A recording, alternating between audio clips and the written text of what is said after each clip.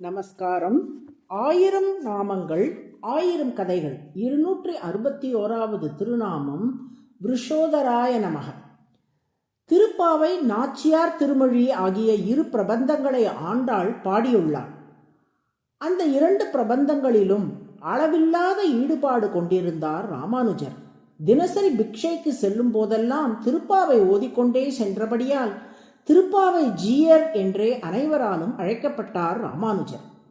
இந்நிலையில் ஒரு முறை தனது சீடர்களுக்கு ஆண்டாளின் நாச்சியார் திருமொழி பாசுரங்களை விளக்கிக் கொண்டிருந்தார் ராமானுஜர். அதில் ஒரு பாடல், நாறு நறும்பொழில் மாலிருஞ்சோலை நம்பிக்கு நான் 100 தடாவில் வெண்ணெய் வாய் நேர்ந்து பராவி வைத்தேன் 100 தடா நிறைந்த அக்கார அடிசல் சொன்னேன் ஏறு திருவுடையான் இன்று வந்து இலை கொள்ளுங் கோவோ. வாசனை வீசுகின்ற சோலைகள் நிறைந்த திருமாலிருஞ்சோலை எனப்படும் அழகர் மலையில் கோயில் கொண்டிருக்கும் கள்ளழகருக்கு நான் 100 அண்டா நிறைய வெண்ணையும் 100 அண்டா நிறைய அக்கார அடிசலும் வாயார சமர்ப்பிக்கின்றேன்.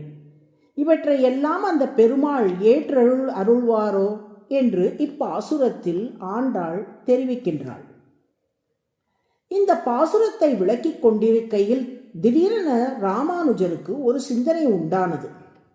அடடா, கள்ளழகருக்கு 100 அண்டா வெண்ணையும் 100 அண்டா அக்கார அடிசலும் சமர்ப்பிக்க வேண்டுமென்று கோதை பிராட்டி விழைத்திருக்கிறார்.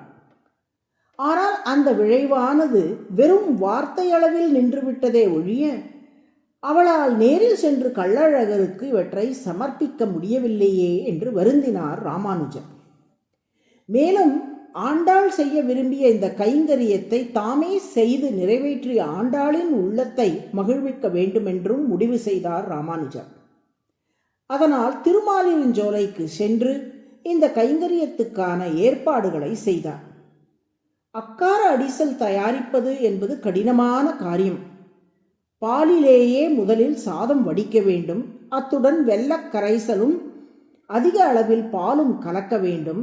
அதை தீயில் கிளற கிளற மேலும் மேலும் பால் சேர்த்து கொண்டே இருக்க வேண்டும். ஒவ்வொரு பிடி அரிசிக்கும் 1 முந்திரி பருப்பு, 1 பாதாம், 2 கற்கண்டு, 2 பிஸ்தா, 2 திராட்சை என சேர்க்கலாம். அதில் துளி அளவு உப்பு சேர்க்க வேண்டும் என்பது சாஸ்திரம். குங்குமப்பூ, ஏலக்காய், பச்சை கற்பூரம் உள்ளிட்டவற்றை வாசனைக்கு சேர்க்கலாம். மூட நெய் பெய்து முழங்கை வழிவார என்று ஆண்டாள் பாடியபடி அதிக அளவில் நெய் சேர்க்க வேண்டும்.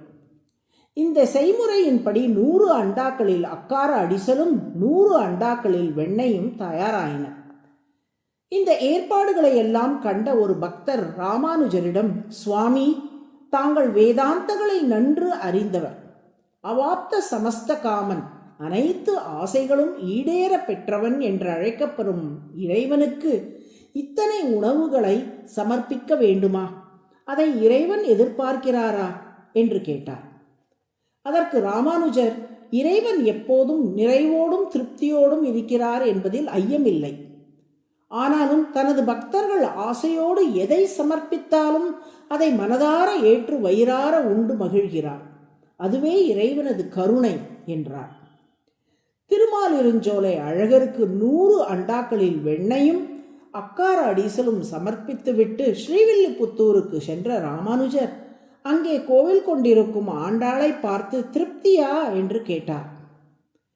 தனது தங்கைக்காக அண்ணன் சீர் செய்வது போல் ஆண்டாளுக்காக ராமானுஜர் செய்த இந்த தொண்டை கண்டு வியந்து, அண்ணா, எனக்கு முழு திருப்தி என்று கூறினாள் ஆண்டாள்.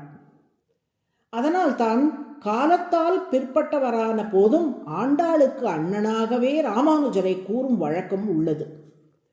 கோவில் அண்ணன் என்ற பெயரும் இதனாலேயே ராமானுஜருக்கு ஏற்பட்டது.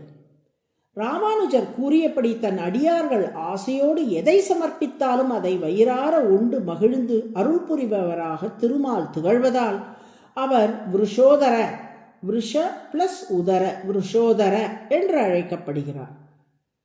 விருஷ என்பது தர்மத்துக்கு உட்பட்டு அடியார்கள் நிவேதனம் செய்யும் பொருட்களை குறிக்கும். உதரம் என்றால் வயிறு என்று பொருள். அடியார்கள் நிவேதனம் செய்யும் பொருட்களால் நிறைந்த வயிற்றை உடையவர் விருஷோதரர். அதுவே சகசிரநாமத்தின் 261வது திருநாமம்.